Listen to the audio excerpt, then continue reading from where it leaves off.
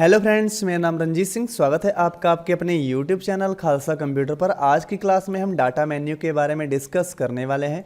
पिछली बहुत सी क्लासों में हमने कैल्क के बारे में बहुत कुछ सीखा, जिसमें ये सभी पीछे के मेन्यू कंप्लीट हो चुके हैं। अगर आपने इन वीडियो को मिस कर दिया है तो आप इस वीडियो के डिस्क्रिप्शन बॉक्स में जाएँ और वहाँ से जाकर उन सभी वीडियोज़ को देख सकते हैं। तो चलिए आज का वीडियो शुरू करते हैं और डाटा मेन्यू के बारे में समझ लेते हैं। तो सबसे पहला हमारा जो कमांड है डाटा के अंतर्गत वो है शॉर्ट। तो शॉर्ट से हम अपने डाटा को व्यवस्थित कर सकते हैं दो तरीके से, शॉर्ट असेंडिंग और शॉर्ट डिसेंडिंग। तो ये आपके ट्रिपल सी एग्जाम में पूछा जाता है कि डाटा को व्यवस्थित करने के लिए कौन सा कमांड है। तो आपको याद रखना होगा शॉर्ट कमांड से आप डाटा को व्यवस्थित कर सकते हैं। और ये जो कमांड होती है ये आपको डाटा मेन्यू में मिलती है। और डाटा को दो तरीके से व्यवस्थित कर सकते हैं, असेंडिंग ए से जेड साइड और शॉर्ट डिसेंडिंग यानी जेड से ए साइड को। देखिए इसको प्रैक्टिकली करके देखते हैं। तो मान लीजिए मैंने ये नेम कॉलम को सेलेक्ट कर लिया है। डाटा में चलते हैं और सॉर्ट के ऊपर क्लिक करते हैं। आपको यहाँ पे मिलेगा एक डायलॉग बॉक्स। तो यहाँ आपको चुनना है करंट सेलेक्शंस, क्योंकि हम इसी के ऊपर चेंजेस करना चाहते हैं। तो करंट सिलेक्शन के ऊपर क्लिक करते हैं। यहाँ पर आप जो शॉर्ट क्राइटेरिया आपको मिल रहा है, यहाँ पर आपको कॉलम बी मिल रहा है। यहाँ पे आप डाटा को असेंडिंग तरीके से लगाना चाहते हैं, इसलिए आपको यहाँ पे असेंडिंग रखना होगा। अगर आप डाटा को डिसेंडिंग तरीके से लगाना चाहते हैं तो आपको यहाँ से डिसेंडिंग करना होगा। तो जैसे हम असेंडिंग पे क्लिक करते हैं और ओके करते हैं, देखिए जो आपका डाटा है वो ए से जेड साइड को अल्फ़ाबेट वाइज तरीके से लग चुका है। इसी तरीके से डाटा में हमारे पास अगली कमांड है शॉर्ट असेंडिंग, जिसे हमने अभी यूज किया है। अगली कमांड है शॉर्ट डिसेंडिंग। इसके लिए हम अपने डाटा को यहाँ पे क्लिक करते हैं करंट सिलेक्शंस के ऊपर। तो इससे हम अपने डाटा को अल्फ़ाबेट वाइज जेड से ए साइड को लगा सकते हैं, जैसे आप यहाँ पर देख पा रहे हैं। फिर हमारे पास डाटा में अगली कमांड है ऑटो फिल्टर। इसका यूज करने के लिए आपको पूरे टेबल को इस तरीके से सेलेक्ट करना होगा। डाटा में चलते हैं और ऑटो फिल्टर के ऊपर क्लिक करते हैं। देखिए इसके ऊपर आपका फ़िल्टर लग चुका है। अगर आप चाहते हैं कि आप इस डाटा में से कुछ ही डाटा देखना चाहते हैं तो आप यहाँ पे क्लिक करेंगे और यहाँ पर आपको ऑल डाटास का जो टिक होगा वो यहाँ से हटाना होगा। आप जैसे रोल नंबर 5 को देखना चाहते हैं तो यहाँ पर 5 पे क्लिक करिएगा और ओके करिएगा। देखिए यहाँ पर सिर्फ 5 नंबर का जो स्टूडेंट है उसी का डाटा यहाँ पर आपको शो करता हुआ दिखाई पड़ेगा। फिर से आप इसे कंट्रोल जेड कर दीजिए। फिर उसके आगे डाटा में हमारे पास अगली कमांड यहाँ पर है मोर फिल्टर। इसमें सबसे पहली कमांड है स्टैंडर्ड फिल्टर। इसे कैसे यूज करेंगे, तो इसके लिए भी आपको टेबल को सेलेक्ट करना होगा और यहाँ पर डाटा में चलते हैं और यहाँ चलते हैं मोर फिल्टर के अंतर्गत स्टैंडर्ड फिल्टर में। और यहाँ पर आपको इस तरीके से एक बॉक्स मिलेगा। यहाँ पर आप किस तरीके से यूज करना चाहते हैं वो आपको यहाँ पे फील्ड नेम देना होगा। तो जैसे फील्ड नेम में यहाँ पर आपको सारी फील्ड नेम्स दिखाई पड़ेंगी। तो जैसे मैंने चूज़ कर लिया डिवीज़न, यहाँ पे कंडीशंस आपको मिल रही है, आप कंडीशंस भी यहाँ से ले सकते हैं। तो जैसे यहाँ पे मैं इक्वल ही रहने देता हूँ। यहाँ पर आपका है वैल्यू। तो जैसे आप फर्स्ट डिवीज़न के स्टूडेंट की सारणी देखना चाहते हैं तो आप यहाँ पे फर्स्ट डिवीज़न के ऊपर क्लिक करिएगा और ओके करिएगा। देखिए सिर्फ फर्स्ट डिवीज़न स्टूडेंट ही आपको यहाँ पर दिखाई पड़ेंगे, अन्य सभी जो स्टूडेंट आपके हैं वो यहाँ से हाइड हो जाएंगे। कंट्रोल जेड कर लेते हैं। फिर से आपके पास डाटा में उसी तरीके से अगली कमांड यहाँ पर है एडवांस फ़िल्टर। इसे यूज करने के लिए आपको यहाँ पे थोड़ा सा वर्क करना होगा। जैसे आप इस फ़िल्टर को यूज करना चाहते हैं डिवीज़न के ऊपर, तो यहाँ पर आपको लिखना होगा डिवीज़न। और यहाँ पे हम चाहते हैं कि हमारे टेबल में सिर्फ सेकेंड डिवीज़न पर्सन ही दिखें, तो यहाँ पे मैं सेकेंड लिख देता हूँ। अब आपको फिर से इस पूरे टेबल को सेलेक्ट करना होगा। तो जैसे मैंने इस टेबल को सेलेक्ट कर लिया और उसके बाद डाटा में चलते हैं। मोर फिल्टर के अंतर्गत हमें जाना होगा एडवांस फ़िल्टर में और यहाँ पर आपको वैल्यू भरनी है और वो वैल्यू आपको भरनी है जो आपने अभी अभी यहाँ पे लिखी है। तो जैसे मैं इसे सेलेक्ट करूँगा, जैसे ही सेलेक्ट करूँगा उसकी वैल्यू यहाँ पे भर जाएगी। ओके करिएगा।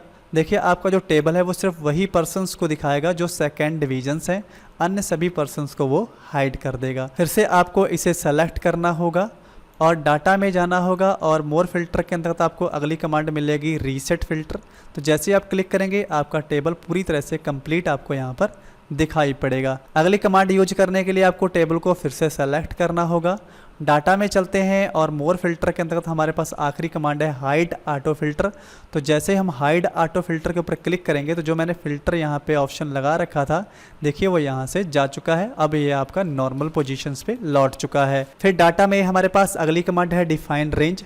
तो ये कमांड्स आपको मैंने सीट मेन्यू के अंतर्गत यहाँ पर भी समझाई थी, नेम्ड रेंज के अंतर्गत डिफाइन करना। देखिए यहाँ पे देख लेते हैं। तो इस वैल्यू को पहले हम सेलेक्ट कर लेते हैं और यहाँ पे डाटा में चलते हैं और यहाँ से हमें जाना होगा डिफाइन रेंज में और यहाँ पर हमें इसका एक नाम रखना होगा। जैसे मैंने इस रेंज का नाम डी रख दिया और यहाँ पर इसे ऐड कर दिया और ओके कर दिया, तो इस पूरी रेंज का नाम डी हो चुका है। अब यहाँ पर कोई फार्मूला लगाते हैं, जैसे इक्वल सम कर लेते हैं और यहाँ पे ब्रैकेट में सिर्फ मुझे डी ही लिखना होगा और ब्रैकेट बंद करके इंटर प्रेस करते हैं। देखिए इसका जो वैल्यू टोटल है वो यहाँ पर आ चुका है।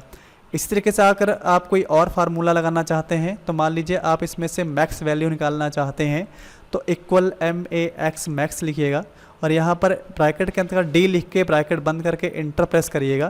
तो देखिए सबसे मैक्स वैल्यू इसमें 1000 है, वो यहाँ पर आपको बाहर निकल कर आ जाएगी। इस तरीके से आप कोई भी फार्मूला यहाँ पे यूज कर सकते हैं। फिर आपके पास डाटा में अगली कमांड यहाँ पर है सेलेक्ट रेंज, तो इसके ऊपर क्लिक करिएगा। यहाँ पर आपने जैसे अभी अभी रेंज यहाँ पे डी के नाम से सेव करी है, तो जैसे आप डी के ऊपर क्लिक करेंगे और ओके करेंगे तो जितना एरिया आपने उस रेंज में दिया होगा, देखिए वो एरिया आपको यहाँ पे शो करता हुआ दिखाई पड़ेगा। ऐसे आप अपनी सीट के ऊपर कहीं पर भी ये रेंज सेट कर सकते हैं। फिर डाटा में चलते हैं और हमारे पास अगली यहाँ पे है रिफ्रेश रेंज, यहाँ से आप रिफ्रेश कर सकते हैं रेंज को। फिर उसके आगे आपको अगली कमांड मिल रही है पिवट टेबल, तो यहाँ से आप पिवट टेबल को इंसर्ट और एडिट कर सकते हैं। ये कमांड आपको इंसर्ट टेबल के अंदर मैंने यहाँ से पिवट टेबल बनाना आपको बताया था। देखिए इसके लिए कैसे यूज करना है, तो आप इस पूरे टेबल को सेलेक्ट कर लीजिएगा और यहाँ से डाटा में जाइएगा और यहाँ पर पिवट टेबल के अंदर इंसर्ट और एडिट के ऊपर क्लिक करिएगा और यहाँ पर आपको करंट सिलेक्शंस पे जाते हुए ओके करना है और यहाँ पर एक ये बॉक्स मिलेगा। तो यहाँ पर आप पिवट टेबल में क्या शो कराना चाहते हैं उसको यहाँ से पकड़ेंगे और यहाँ पर रो फील्ड के अंतर्गत ला के छोड़ेंगे।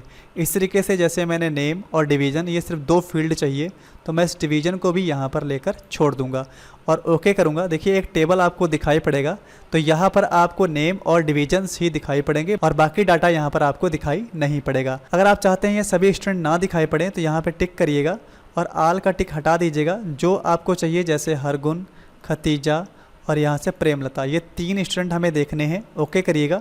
देखिए इन्हीं की लिस्ट यहाँ पे शो करेगी। फिर से डाटा में चलते हैं और हमारे पास इसी पिवट टेबल में अगली कमांड है रिफ्रेश, तो यहाँ से आप रिफ्रेश भी कर सकते हैं। फिर डाटा के अंतर्गत आपके पास अगली कमांड यहाँ पर है डिलीट, तो यहाँ से आप अपने टेबल को डिलीट भी कर सकते हैं। जैसे इसके ऊपर क्लिक करेंगे देखिए आपका टेबल डिलीट हो चुका है।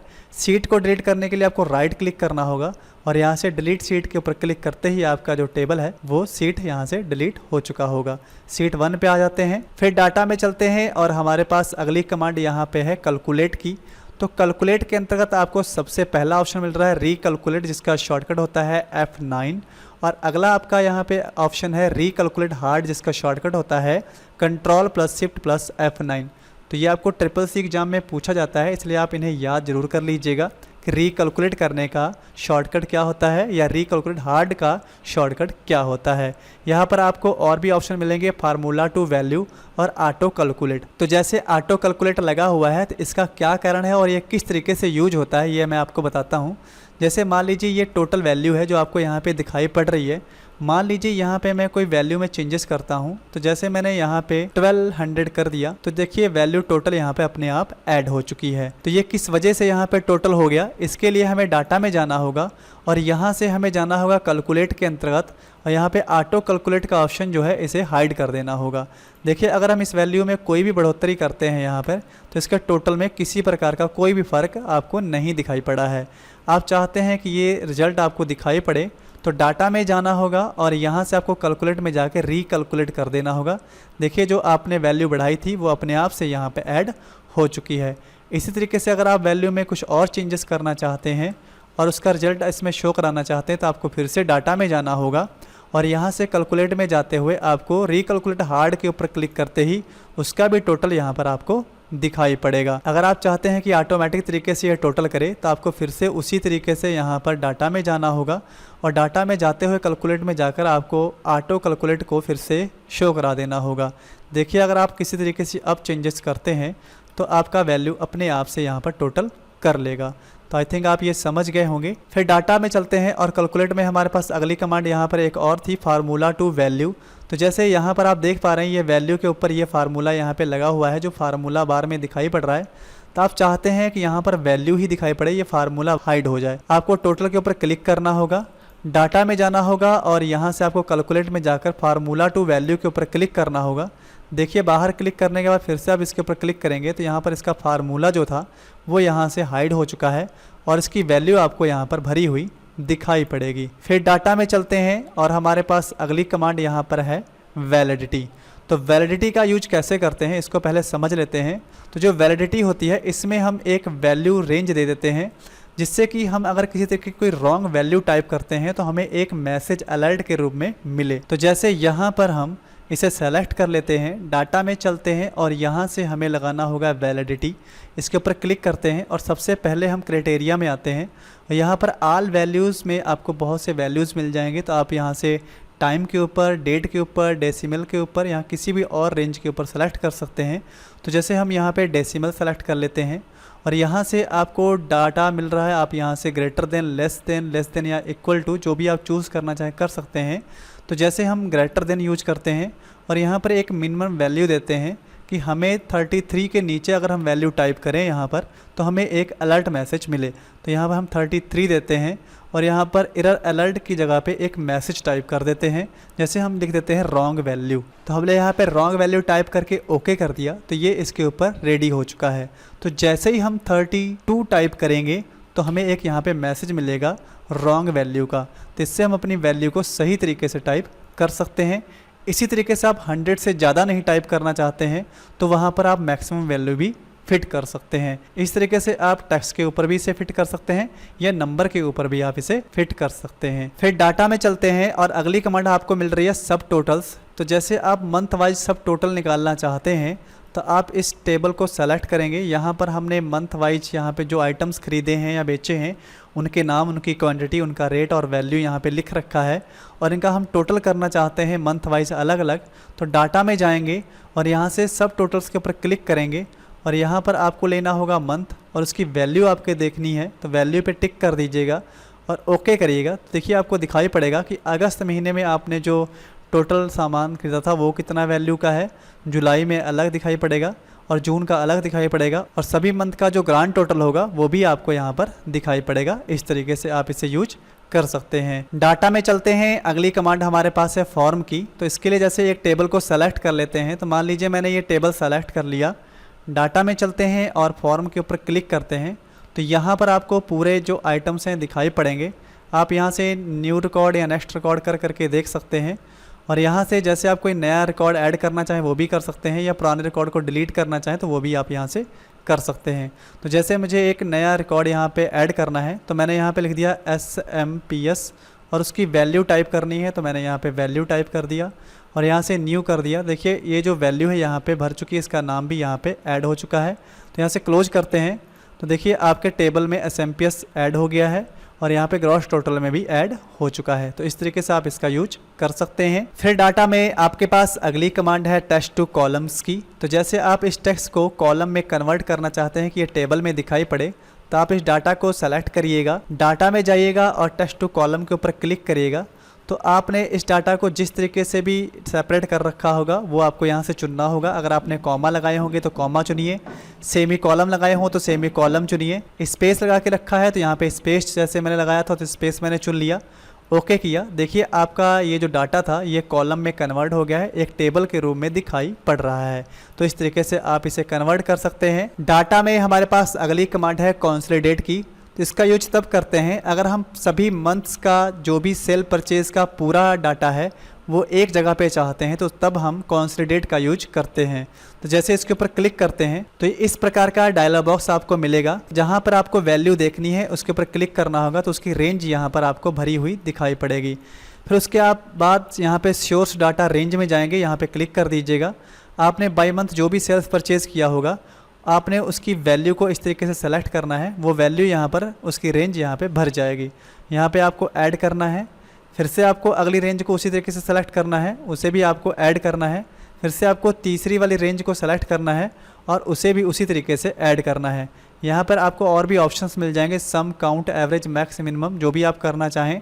तो जैसे मैं वैल्यू को सम करके देखना चाहता हूँ सारी वैल्यू कितनी है और ओके करूँगा। देखिए पूरा रिजल्ट आपको यहाँ पर दिखाई पड़ेगा कि आपने तीनों मंथ में जून, जुलाई, अगस्त में कुल मिला के कीबोर्ड जो हैं वो 5000 की वैल्यू के खरीदे हैं और माउस जो हैं वो 1900 की ख़रीदे हैं और पेन ड्राइव जो हैं वो 9450 रुपये के ख़रीदे हैं और जो वाईफाई डिवाइस हैं वो 2760 रुपये की ख़रीदी हैं, जो तीनों महीने का कैलकुलेशन करके आपको यहाँ पर दिखा देगा।